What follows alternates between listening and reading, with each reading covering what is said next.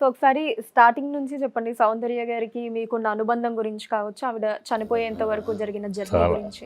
Journey సౌందర్య, నేను యాక్చువల్గా రైతు భారతం సినిమాకి కృష్ణ గారు వాణి విశ్వనాథ్, ఆల్రెడీ వాణి విశ్వనాథ్ కృష్ణ గారి పేరుగా బుక్ చేశారు. దాంట్లో ముగ్గురు అనుకున్నది, కృష్ణ గారు, కృష్ణరాజు, భానుచంద్ర అని. ఆ తర్వాత కరెక్ట్గా స్టార్ట్ చేసిన టైంలో స్ట్రైక్ వచ్చింది. స్ట్రైక్ వచ్చి ఒక 6 నెలలు మొత్తం ఆగిపోవాల్సి వచ్చింది సినిమా. ఈ 6 నెలలు ఆగిపోవడంతో కృష్ణరాజు గారు పక్కన అప్పటికి కన్నడంలో ఒక హీరోయిన్ని అప్పుడు బాగా పాపులర్ ఆడ ఆయన పెట్టాను. జయసుధలాగా చక్కగా బాగుంటుంది ఆయన పెట్టాను. జయసుధని పెట్టకపోవడానికి కూడా కారణం ఉంది. సరే ఆ అమ్మాయిని కాదని కన్నడం అమ్మాయిని పెట్టేశారు. ఈ మూడో భానుచంద్ర పక్కన హీరోయిన్ కావాలి. సో వీళ్ళిద్దరిని పెట్టాం కదా, కొత్త హీరోయిన్ పెడదామని ఆలోచన పుట్టింది అసలు ఫస్ట్.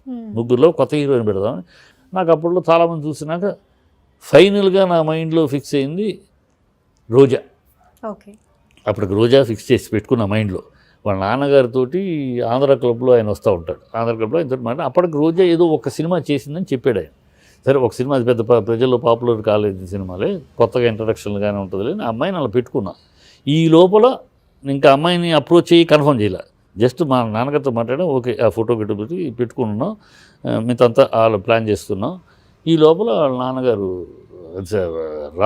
ఎడిటర్ రామయ్య అని, ఎడిటర్ రామయ్య ఉన్నాడు. అన్నా నువ్వు హీరోయిన్లు ఎదుగుతున్నావు అని తెలిసింది నాకు, ఇక్కడ ఒక పిల్ల ఉంది బాగుంది, నువ్వు రా అన్న, నేరుగా ఫోన్లో కాదు ఫోటోలు కాదు, నువ్వు నేరుగా వచ్చి చూస్తే నువ్వు ఖచ్చితంగా ఇంప్రెస్ అవుతావు అన్నాడు.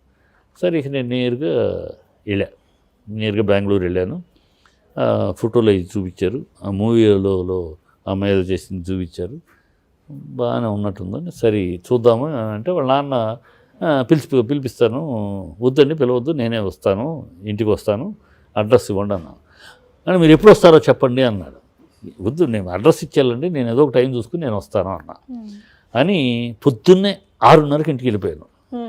ఎందుకు 6:30కి వెళ్ళానంటే, నేను వస్తున్నాను ఈ టయానికి వస్తున్నానంటే అమ్మాయిని అలంకరించి కూర్చోబెడతారు. నాకు అది ఇష్టం లేదు.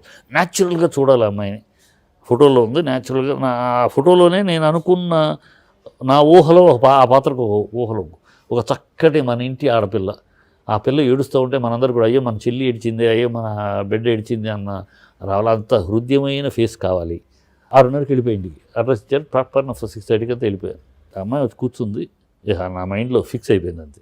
నా ఫ్రేములో, నా మేధోపలకం మీద ఏమైతే ఊహించుకున్నానో, ఆ రూపం ఇలా ఉండాలి, అలా ఉండాలి, ఒక ఏ దర్శకుడైనా పాత్రను ఆలోచించినప్పుడు ఇలా ఉండాలని ఊహించుకుంటాడు. ఆ ఊహకి అలా ఫిట్టిన్ అయిపోయింది ఆ పిల్ల.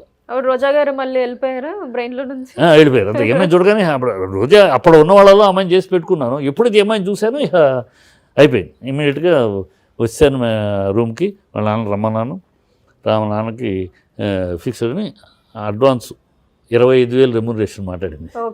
అడ్వాన్స్ 5,000 ఇచ్చా. 3 సినిమాలు నాకు చేయాలి ఆ పిల్ల, ఆ తర్వాతే బయట ఎవరికైనా చేయొచ్చు. అట్లాంటి అగ్రిమెంట్ పెట్టాను. ఎందుకంటే అగ్రిమెంట్ పెట్టాను, తర్వాత రిలీజ్ చేశాను అనుకోండి, అది అమ్మాయి కెరియర్ నాశనం చేయడం మన ఉద్దేశం. కాకపోతే మనకి తప్పు జరగకూడదు. మన సినిమా జరుగుతున్నప్పుడు ఏదో చిన్న సినిమా ఏదో చేసేసి, ఏదో మామూలు సినిమా చేసి అయిందనుకో, ఇమేజ్ దెబ్బతింటుంది అని చేశాను.